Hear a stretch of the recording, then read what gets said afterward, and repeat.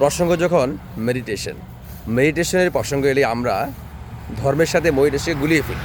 অনেকেই মনে থাকে মেডিটেশন করাটা ধর্মীয় কোনো আধ্যাত্মিক গুরু কিংবা কোনো সাধক তাদের কাজ হলো মেডিটেশন করা, কিন্তু বাস্তবতা হলো মেডিটেশনকে সেকুলার দৃষ্টিভঙ্গি থেকে বিশ্বের যারা মনোবিজ্ঞানী আছে তারা দেখা শুরু করে দিয়েছে। সেকুলার দৃষ্টিভঙ্গি বলতে আসলে ধর্মের সাথে এদেরকে সংস্পৃক্ত না করে মেডিটেশনকে আলাদা একটা অংশ হিসেবে দেখা। আপনার বর্তমান প্রেক্ষাপটে মেডিটেশনটা ব্যাপারটা আসলে কি? আমরা মেডিটেশন এলেই আমরা মনে করি সাধু সন্ন্যাসী যারা আমাদের কল্পনার জগতে একটা চিত্র ভেসে ওঠে, পাহাড়ে কিংবা পর্বতে ধ্যান করছে দুই সাধু সন্ন্যাসীরা। বাস্তবতা হলো মেডিটেশনটা হলো আপনার ব্রেনে একটা ব্যায়াম। আমরা জানি আমাদের ব্রেনের অ্যাক্টিভিটিস 24 আওয়ার্স চলতেই থাকে। মেডিটেশনের অর্থটা হলো আপনার ব্রেনের যে অ্যাক্টিভিটিস সেটাকে শান্ত করে দেওয়া, রেস্ট করার সুযোগ করে দেওয়া। পৃথিবীতে সব কিছুরই আমাদের ব্রেন যেটা অর্গান, এটা অবশ্যই এর একটা রেস্ট দরকার আছে। এই রেস্টটাই হলো মেডিটেশন, এই রেস্টটাই হলো ঘুম।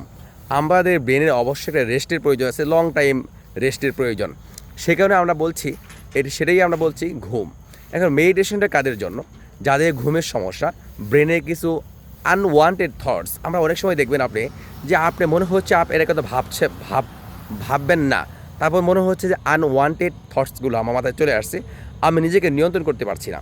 তখন যখন আপনি মেডিটেশন করবেন, আপনার থটসগুলো ইনঅ্যাক্টিভ হয়ে যায়, আপনার মধ্যে কন্ট্রোলিং পাওয়ারটা চলে আসবে।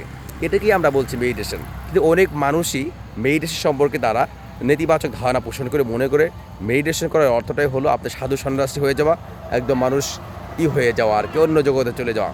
বাট মেডিটেশনটা একসময় সাধু সন্ন্যাসীরা স্রষ্টার সাথে সম্পৃক্ত করার জন্য, নিজেদেরকে সংস্পর্শে আনার জন্য তারা এই সিস্টেমটা করতো। কিন্তু বর্তমানে আধুনিক যারা মনোবিজ্ঞানী আছে তারা মেডিটেশনকে এই বাস্তবিক দৃষ্টিভঙ্গি থেকে দেখা শুরু করেছে। এবং মেডিটেশনের যে বাস্তবিক উপকারিতা, আমাদের ব্রেনের যে স্মুথনেস, এটার জন্য তারা মেডিটেশন করার ব্যাপারে মনকে উদ্বুদ্ধ করেছে এবং তারা প্রেসক্রাইব করে থাকে। আমেরিকাতে বা ইউকেতে তাদের যে মনোবিজ্ঞানী আছে, যারা বলে সাইকোলজিস্ট বলে, যারা মানুষের বিভিন্ন ধরনের ব্রেনের নিয়ে তারা ডিল করে, তারা বলছে যে তারা ওষুধ প্রেসক্রাইব করার পাশাপাশি তারা কিন্তু তাদের যে পেশেন্ট আছে তাদেরকে মেডিটেশন করার পরামর্শ দিয়ে থাকেন। ধন্যবাদ সবাইকে।